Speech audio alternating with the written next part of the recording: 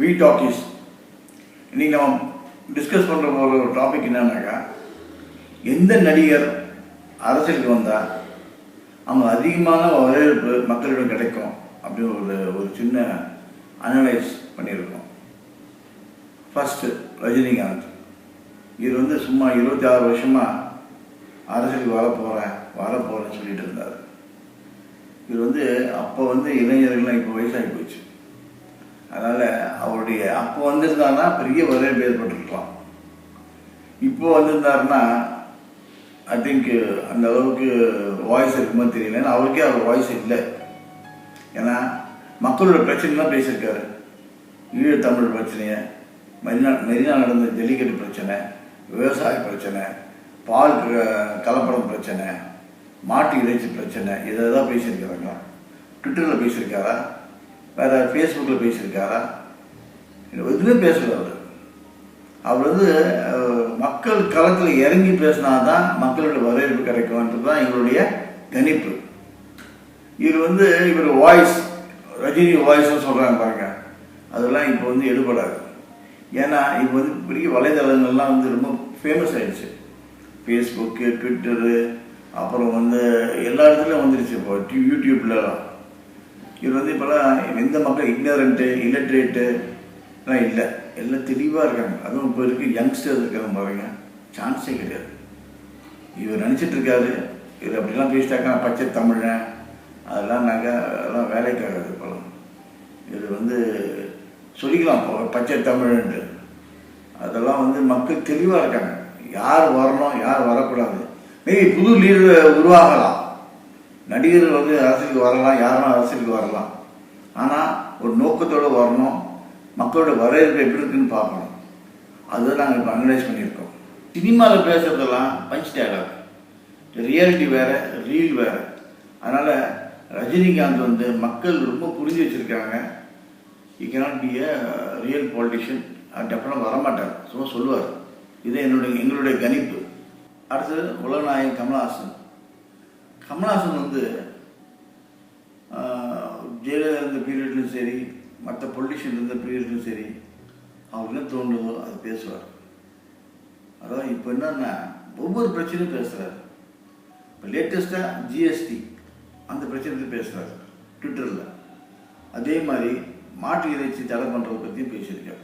கமல்ஹாசன் ஒவ்வொரு விஷயத்துலையும் மக்களுக்காக ஒரு குரல் எழுப்புறாரு. அது ரீச் ஆகுது. இன்றைக்கி இருக்க ட்விட்டரில் சரி, எல்லா மக்களும் பார்க்குறாங்க. பரவாயில்ல, தைரியமாக பேசுகிறாரு. அவர் விஸ்வரூபம் படம் தடை வரும்போது எவ்வளோ பெரிய போராட்டம் பண்ணார். நான் ஊருகிட்ட போகிறேன்னாரு. அப்போ யாருடைய ஆட்சி? அதிமுக ஆட்சி, ஜெயலலிதா மேடம் இருந்தாங்க. அப்பயும் அவர் அகேன்ஸ்டாக பேசினான்னு கொண்டார். அதனால் இப்போ கமல்ஹாசன் ரியலாக ஒரு ஸ்டெப் எடுத்து அரசியல் இறங்கினாருன்னா I think he has more percentage. அவர் நிச்சயமாக அரசியலுக்கு வந்தால் மக்களோட ஆதரவு அதிகமாக இருக்குன்றது எங்களுடைய கணிப்பு. இளைய தளபதி விஜய் நெக்ஸ்ட்டு. நடிகர் விஜய்க்கு ரியலி வெரி பிக் மாஸ் இருக்குது. அதாவது அவர் படம் வந்தாக்கா ஒரு பெரிய பரவல் ஏற்படும். அந்த மாசு அரசியலுக்கு ஏற்படுத்துமா அப்படின்னு தெரியல எங்களுக்கு. இது இப்போ சொல்ல முடியல. மேபி ஒரு 10 வருஷம் கழிச்சு இதே விஜய் சீரியஸாக அரசியலுக்கு வரணும்னு நினச்சாருன்னா இவருடைய பர்சன்டேஜ் அதிகமாகும். அப்படியே எங்களுடைய அனலைஸ். நெக்ஸ்ட் தலை அஜித். அஜித் படிப்படியாக முன்னேறி தன்னம்பிக்கையோட இன்னைக்கு ஒரு பெரிய மாஸாக இருக்கார். இட்ஸ் மாஸ் அப்பீலாக இருக்கார். இட்ஸ் மாஸ் ஐக்கானாக இருக்கார். இவர் அரசியலுக்கு வருவாரா வரமாட்டாருன்னு அவரே சொல்கிறதில்ல. ஆனால் பக்கபலம் இருக்கிறவங்களாம் வந்தால் நல்லாயிருக்கும், இவர் தான் ரைட் பர்சன் நினைக்கிறாங்க. காரணம் இவர் அரசியல் பேசுறது கிடையாது, இதுவும் பண்ணுறது இல்லை. ஆனால் ஒரு இடத்துல ரொம்ப தைரியமாக அவர் பண்ணியிருக்காரு. அதாவது கலைஞர் பீரியட் நினைக்கிறேன். இவர் ஒரு ஃபங்க்ஷனில் போய் பேசியிருக்காரு. எனக்கு ரொம்ப கட்டாயப்படுத்தி இந்த மாதிரி ஃபங்க்ஷன் கூப்பிட்டு வராங்க. அதாவது அப்போ சிஎம் கலைஞர் எதிரிலே பேசியிருக்காரு. அப்போ ரஜினிகாந்த் கை தட்டினார். இது ஒரு பெரிய இஷ்யூ ஆகி போச்சு. அதாவது அவ்வளோ தைரியமாக பேசினார். எப்படி இந்த நடிகை பேசியிருக்க மாட்டாங்க. அதாவது சிஎம் எதிரில் யாரும் பேச மாட்டாங்க, பின்னால் பேசுவாங்க, அதான் பண்ணுவாங்க. அந்த தைரியம் அவருக்கு இருந்தது.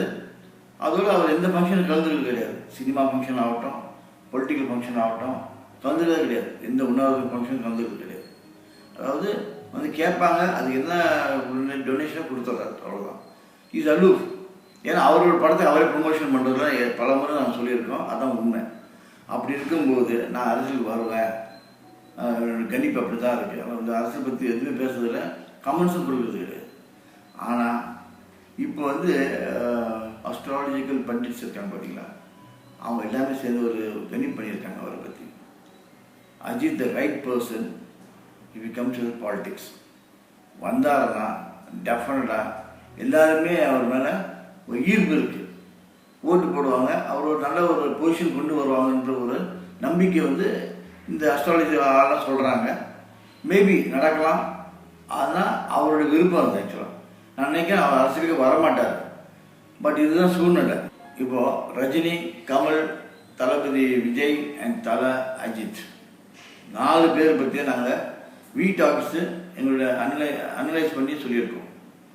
உங்களுக்கு ஆஸ் அ வியூவர்ஸ் உங்களுக்கு எந்த நடிகர் வந்தால் மக்களிடம் அதிகமான வரவேற்பு இருக்கும் அப்படின்னு கரெக்டாக நீங்கள் சொன்னீங்கன்னா உங்களை வந்து உங்களோட கருத்துக்களை அடுத்த டாக்ஸில் நாங்கள் பதிவு பண்ணுவோம்.